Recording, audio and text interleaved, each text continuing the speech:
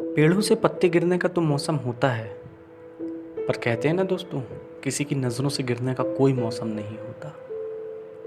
वह भी गिर गया था सबकी नज़रों से। लोग उसे नकारा समझने लगे थे। कोई उसे बेइज्जत करने का कोई बहाना छोड़ता ही नहीं था। हर बात पर मिलने वाले तानों ने उसका जीवन कठिन कर दिया।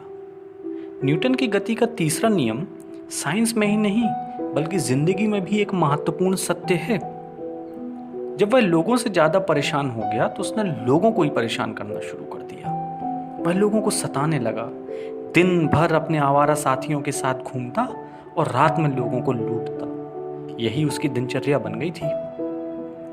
लूटपाट का सिलसिला जो एक बार शुरू हुआ तो इस हद तक बढ़ा कि उसके जैसा नामचीन गुंडा आसपास के पूरे इलाके में नहीं रह गया। लोग तो उसे राक्षस कहने लगे। उसे दूसरों की दुख तकलीफ से कोई मतलब नहीं था। उसे सिर्फ उसकी चिंता थी। सबके दिन कट रहे थे कि अचानक एक ऐसी आफत देश में आ पड़ी कि लोगों का घरों से निकलना ही छूट गया। लेकिन उस कमबख्त का मन न पसीजा। उसकी लूट खसौट वैसे ही चलती रही। दूसरे शहर में एक मजदूर जिसकी पत्नी की हालत ठीक न थी और उसके 3 मासूम बच्चे थे, वह भी इस कुचक्कर में फंस गया। खाने के लिए घर में अनाज का एक दाना न था। देने वाले लोग कभी कभी उसे कुछ दे जाया करते थे, पर बच्चों की पेट की भूख इससे शांत न हो पाती थी। बच्चे छोटे जरूर थे, पर पिता की मजबूरी को बखूबी समझते थे, सो जितना मिलता उसी से गुजारा कर लेते। वो मजदूर तो बेचारा पेट में गमछा बांधकर सो जाया करता था ताकि उसे भूख का एहसास ना हो।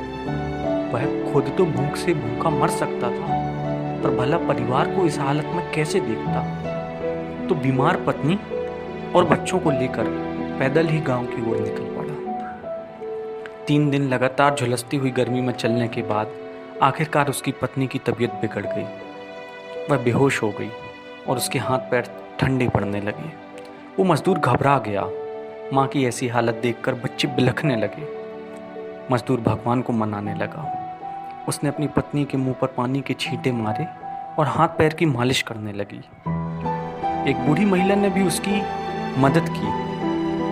उसकी पत्नी को होश आ गया। शाम को वह बूढ़ी महिला दूसरे राहगीरों के साथ खुद किसी सुरक्षित स्थान के लिए आगे बढ़ गई, पर मजदूर अपने परिवार के साथ वहीं रुक गया। शाम अंधेरी रात में बदलने लगी। मजदूर का सारा परिवार सो चुका था, पर उसकी आंखों में नींद न थी। रात के तीसरे पहर उसने देखा कि आवारा लड़कों का एक झुंड धीरे धीरे उसकी ओर बढ़ रहा है।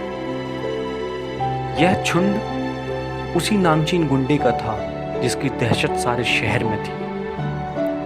इसके पहले कि मजदूर कुछ समझता, वह उस पर झपटा और कहने लगा, तुम्हारे पास जो भी है निकाल कर दे दो। मजदूर ने अपनी जेब में से कीपैड वाला मोबाइल निकाला और तुरंत उसे दे दिया, क्योंकि वह किसी लड़ाई झगड़े में नहीं पड़ना चाहता था।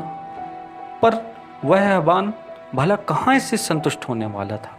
उसने मजदूर की कॉलर पकड़ी और उसे घसीटने लगा कि तभी मजदूर की सबसे छोटी बिटिया जाग गई।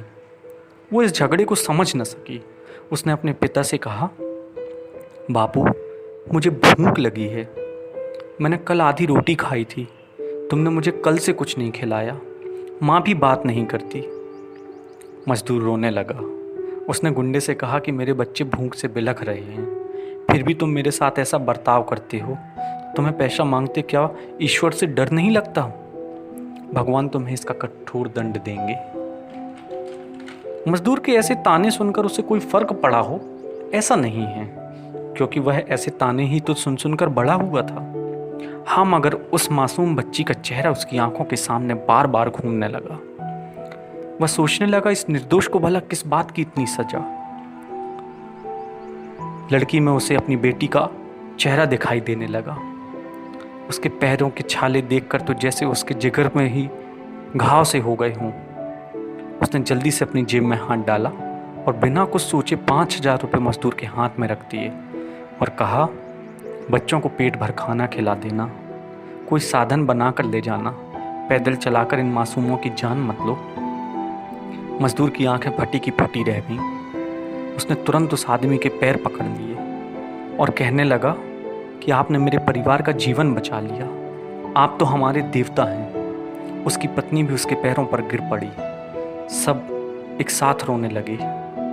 आंसू तो उसकी भी आंखों में आ गए, पर ये आंसू ना तो भूख के थे ना ही दुख के। ये आंसू तो संतोष के थे, करुणा के थे।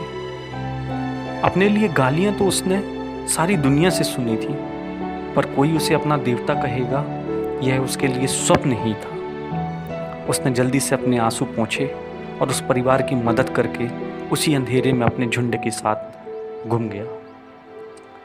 दोस्तों, अच्छा इंसान वो नहीं जो जिंदगी भर अपने अच्छे होने का प्रदर्शन करता रहे।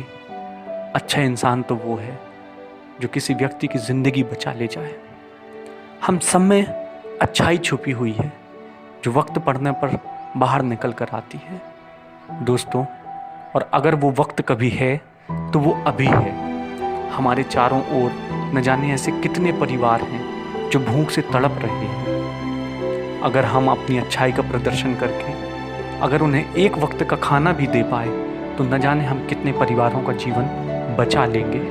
मेरी आपसे गुजारिश है, आप उन लोगों की मदद करें जिन्हें आज उनके जीवन में सबसे ज़्यादा मदद की आवश्यकता है। न जाने कितनी आंखें आपकी ओर देख रही हैं।